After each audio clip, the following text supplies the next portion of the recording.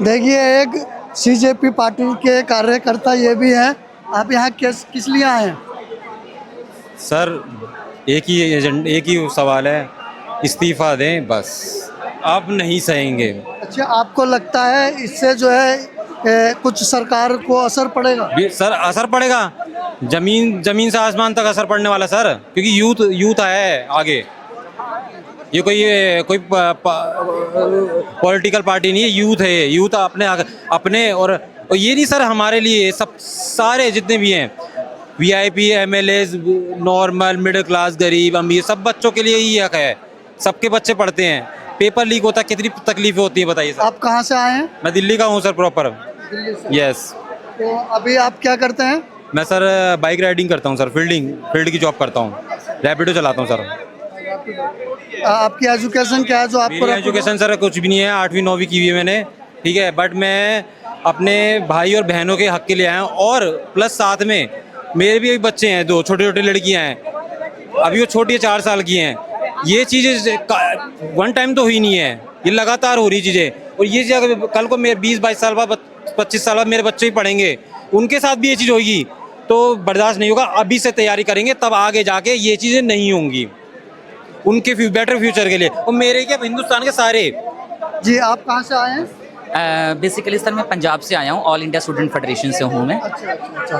तो आपको जो ये प्रोटेस्ट हो रहा है सीजेपी का, तो इससे कितना असर पड़ेगा सरकार को? देखिएगा सर, जब से ये देश में पिछले लगभग कुछ दिनों से जो जिस तरह का माहौल पूरे इंडिया में बना है, माहौल क्या बनाया गया है, जो यहाँ के जो युवा हैं, जो यहाँ के जो एक्टिविस्ट हैं, वो एक तरीके के कॉकरोच हैं, उनके ऊपर एक व्यंग्य किया गया। हमारे ये इंडिया का कल्चर भी है, एक जो व्यंग्यात्मक तरीके से उन्होंने एक व्यंग तो कर दिया, परंतु उसमें से ही उसी के ही रिएक्शंस में मतलब कॉकरोच जनता पार्टी बना। कॉकरोच जनता पार्टी का बनना एक पॉजिटिव, जो कह सकते हैं पॉजिटिव स्टेप हो सकता है।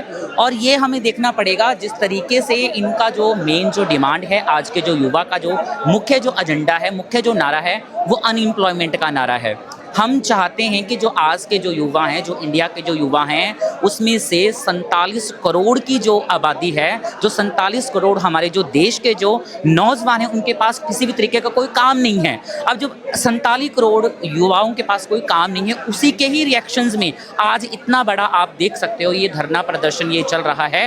और हमारी जो ऑल इंडिया स्टूडेंट फेडरेशन और हमारी ऑल इंडिया यूथ फेडरेशन, इसी स्लोगन को लेकर हम चाहते हैं कि भगत सिंह के नाम के ऊपर भगत सिंह नेशनल एम्प्लॉयमेंट जो गारंटी कानून है, जिस तरह से 2005 में जब कम्युनिस्टों की जो सरकार थी, कांग्रेस पार्टी के साथ हमने समर्थन करके कांग्रेस पार्टी की जो सरकार बनाई, हमने नरेगा कानून हमने देश के गाँव के देश के लोगों के लिए बनाया। उसी तर्ज पर हम चाहते हैं जो आज के जो युवा हैं, चाहे वो अनपढ़ हैं, किसी वजह से वो एजुकेशन नहीं ले पाए हैं, और जो पढ़े लिखे जो मेरे जैसे जो PhD होल्डर हैं, उनको उनकी योग्यता के मुताबिक भगत सिंह के नाम के ऊपर हमें कोई लारा नहीं चाहिए, हमें कोई ऐसा कोई लॉलीपॉप नहीं चाहिए। इसके लिए जो यहाँ की जो हमारी जो संसद है, उस संसद में भगत सिंह के नाम के ऊपर जो बनेगा जो कानून है, भगत सिंह नेशनल एम्प्लॉयमेंट जो गारंटी जो कानून है, वो हमारी देश की संसद में पास होना चाहिए। जब कानून होगा तो हम ऑटोमेटिकली जो रोजगार है उसको अपने आप ले लेंगे। आने वाले टाइम में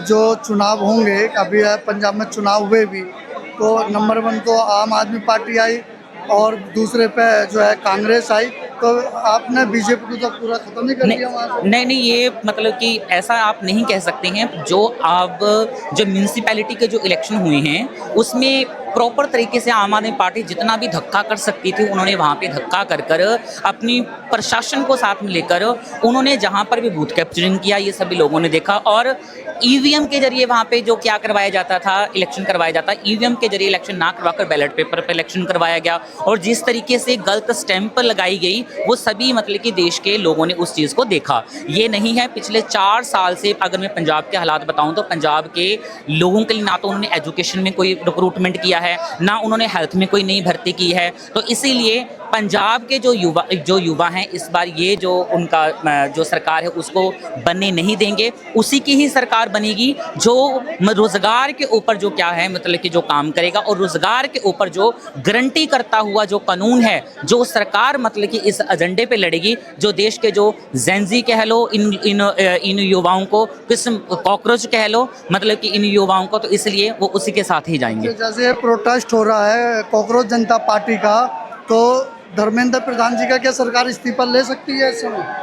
हो ऑब्वियसली ले सकती है सरकार, ठीक है ना, क्योंकि धर्मेंद्र प्रधान जिस तरह से पिछले साल भी नीट का पेपर जो क्या हो जाता है, लीक हो जाता है, किस तरह से सीबीएसई के पेपर लीक हो जाते हैं। आप सेंटर लेवल के मतलब कि कैबिनेट रैंक पे आप बैठे हो, अगर देश के जो युवा, अगर जो लोग हैं वो सड़कों पे हैं, अगर ये डिमांड कर रहे हैं उसका रेजिग्नेशन हो, तो सरकार को मतलब कि तुरंत किसके ऊपर इमीडिएट रिएक्शन करते हो उसका इस्तीफा मतलब कि लेना चाहिए। अच्छा, जैसे कि अभी ये इस्तीफे वाली बात चल रही है, तो ये आपको लगता है कि ये पेपर जो लीक हो रहे हैं, नीट का भी पेपर लीक हुआ, तो ये नीट पेपर लीक कैसे होते हैं, आपका क्या नज़रिया? आप ये देख सकते हो मतलब कि जिस तरह से हमारे देश में एक जिसको कह सकते हैं प्राइवेट इंस्टीट्यूट माफिया बन चुका है।